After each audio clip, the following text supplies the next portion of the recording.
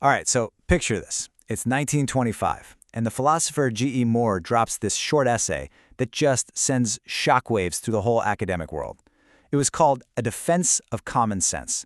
And what we're going to do here is break down how Moore used this deceptively simple argument to take on centuries of really complicated philosophy and basically, bring our idea of reality back down to earth.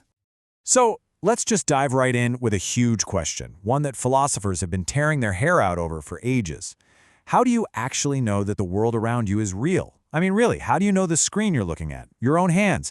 How do you know any of it is real? It sounds like a silly question, right? But believe me, for a long, long time, the answer was, well, it was not obvious at all.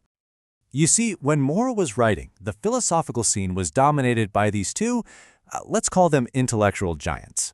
And they cast this huge shadow of doubt over just everyday reality. It got to the point where it was a totally serious, respectable academic position to question whether the physical world even existed. Wild, right? So, Moore was basically stepping into the ring against two major heavyweights. In one corner, you had skepticism. Their whole deal was, hey, you can't really know anything for certain. And in the other corner was idealism, which argued that reality isn't physical at all. It's all basically happening in the mind, or it's spiritual. And into this whole mess, this world of doubt, steps G.E. Moore. He was just fed up with how complicated everything had gotten, so he decided to fight back. And the weapon he chose? It was so simple, it was honestly revolutionary. Yeah, see, Moore wasn't interested in building some other giant, elaborate philosophical system. Not at all. He was more like a rebel, He looked around and saw his peers tying themselves in these ridiculous intellectual knots, questioning things that to him were just plain, obviously true. He basically felt like the emperor had no clothes, and he was the one who was going to call it out. And this quote, man, it just perfectly captures how frustrated he was. Moore was just driven crazy by this habit philosophers had of endlessly debating the meaning of simple words. For him, if you ask a straightforward question like, has the Earth existed for many years, the answer should be a straightforward yes, not a 3-hour debate about what the word exists even means.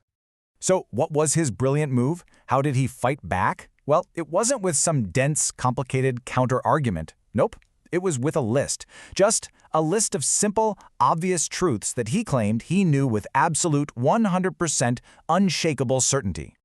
And he starts with the most basic, grounded fact you can possibly imagine. He says, there exists at present a living human body, which is my body. I mean, it's so direct, so personal. It's almost impossible to argue with that without sounding completely ridiculous. Okay, so then he builds on that. He says, this body was born at a certain time in the past and has existed continuously ever since, right? Another simple fact we all just take for granted every single day. Next, he takes it a step further, expanding beyond just himself. He says, the Earth had existed also for many years before my body was born. Now, this is a big deal because it implies there's a world out there that exists completely independently of his own mind. And finally, he brings it back inside, to his own consciousness. He says, I am a human being, and I have had many different experiences. I have had dreams and feelings of many different kinds. See what he's doing? It's brilliant. He's locking down both an external physical reality and an internal mental one as things he knows for sure.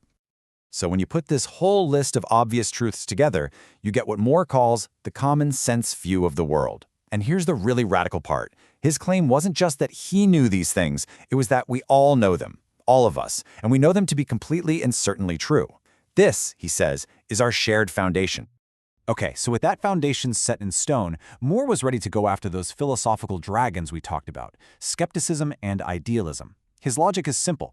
If the common sense view of the world is true, then these other philosophies they have to be false.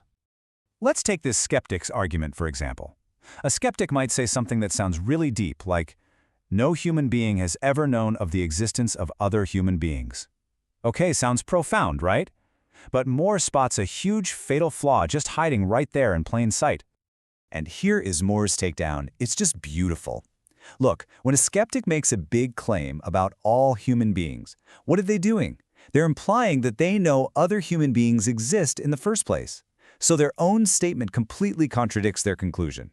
It's like they've walked right into their own logical trap. So this is a really important distinction. Moore handles these two philosophies differently. He says idealism, the idea that the world is all in our heads, isn't like logically impossible. It's just wrong, plainly false, because we know for a fact that our bodies and the earth exist. But skepticism? Oh, that's way worse. It's self-contradictory. The very act of stating the skeptic's position proves it's wrong. But hold on, because Moore's argument has one last really crucial twist. He's not just trying to burn down the entire field of philosophy. Not at all. He's making a super subtle but really profound point about the difference between knowing something and being able to explain it. Which, leads you to wonder, is Moore just saying philosophy is wrong? That all this deep thinking is just a total waste of time? And the answer is a big, fat no. And his reason why, well, that might be the most fascinating part of his whole essay. This right here is the heart of his whole point. Moore would literally hold up his hand and say, "I know with certainty that this is a hand, no question." But then he'd immediately follow it up with, "But I do not know the correct philosophical analysis of the proposition, this is a hand." See? He's drawing a bright line between knowing a fact and being able to perfectly explain that fact. And that right there is the masterstroke. Moore wasn't trying to get rid of philosophy. He was trying to refocus it. He argued that the real job of a philosopher shouldn't be to waste time questioning if we have hands. No, the real work, the hard work, is analyzing what it actually means to perceive a hand and to know it's real. He was basically saying, okay, let's agree on what's real so we can get on with the real work. So that leaves us with a pretty big question to chew on, doesn't it? Moore shows us that we can be certain about a lot of things, even if we can't perfectly explain them.